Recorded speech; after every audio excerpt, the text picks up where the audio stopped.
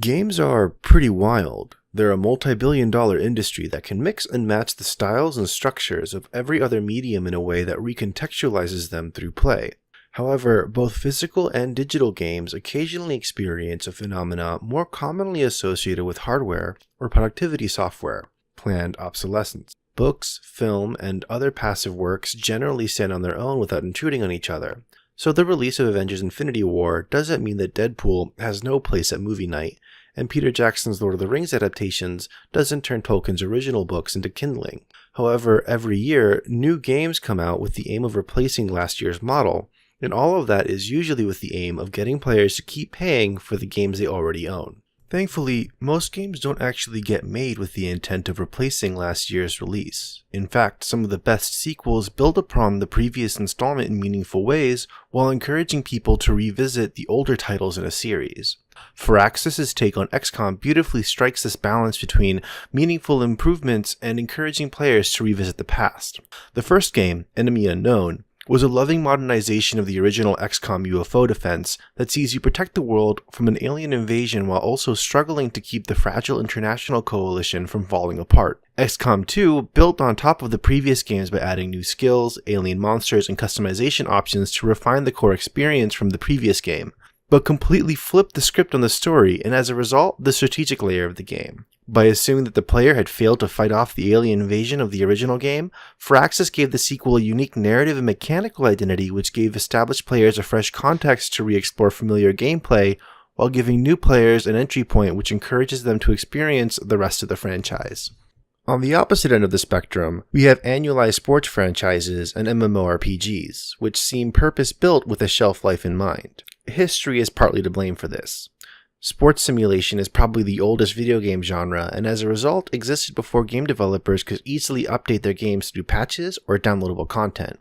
If you wanted to play with updated rosters or change a player's stats to reflect a breakout season, you would need to build a whole new game, and so Madden, FIFA, and other sports franchises keep releasing new games year after year with small changes to core gameplay. Developers are happy to keep this model going even though downloadable content is an industry standard and it's easier to patch games than ever before. MMORPGs, on the other hand, are a little bit more pernicious. While they rarely get direct sequels, an MMO's expansion packs serve a very similar purpose, and even though they do build upon the base game by adding new content, they also very intentionally eliminate any need to participate in older endgame content and lock any future progression behind the expansion's paywall. Granted, obsolescence doesn't have to be so extreme, and more often than not, a game is made obsolete not because a new game makes the old one redundant, but because of a shifting tournament scene. Nothing better illustrates this phenomenon than the fighting game genre, because they live and die with their competitive communities, and new releases give tournament organizers opportunities to refresh their schedules with the latest in esports entertainment. Most professional players will follow the money and give the new games a shot for a chance to chase gold and glory. Thankfully, this isn't guaranteed to jettison a game to the dustbin of history, and the same tournament forces which push out older titles also keeps them alive. A strong grassroots movement could even propel a previously obsolescent game back into the limelight, which causes titles like Super Smash Bros. Melee to reach an even wider audience than they possibly could at the time of release. This quirk of the medium isn't limited to video games either, and board games follow the same patterns of obsolescence that their digital cousins go through. Miniature war games, pen and paper RPGs, and even card games go through reprintings and new editions designed to shake up the formula and often wipe away years of expansions and supplemental materials. Ironically, this is done in the name of preserving the game and making it more accessible to new players, which takes some amount of sense when you think about it. Board games are pretty expensive, and their status as collectibles means new players don't get to take advantage of the kinds of discounts commonly enjoyed by late adopters on PC. On top of that, supplemental products, expansion sets, official online content, and even fan-made content can provide a bewildering array of options which can intimidate new players not only through the overwhelming array of options, but also through a steep paywall. Jettisoning the old content with the new edition topples these barriers to entry, but if done poorly, can make veteran players feel burned by their investment. Now, I know I've been sounding overall kind of negative on this topic. After all, it does suck to rebuy a game just for a new coat of paint and tweaked numbers, but I also feel this quirk of the art form is a hidden point of accessibility for a lot of people.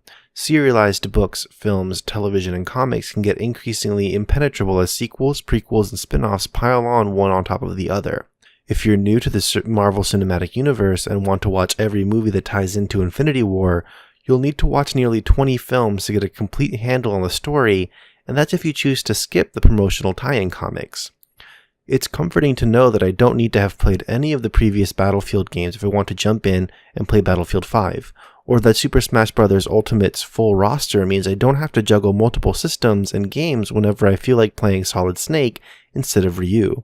There's a real convenience to this kind of trend, and if I ever get tired of my Crusader in Diablo 3, I can always roll up a Druid in Lord of Destruction. So what do you think? Does planned obsolescence even matter? What does it mean for an art form if the artwork becomes obsolete? Does the original Doom more appropriately belong at the Getty or the Smithsonian? Leave a comment below or join the conversation on Reddit, and thanks for watching.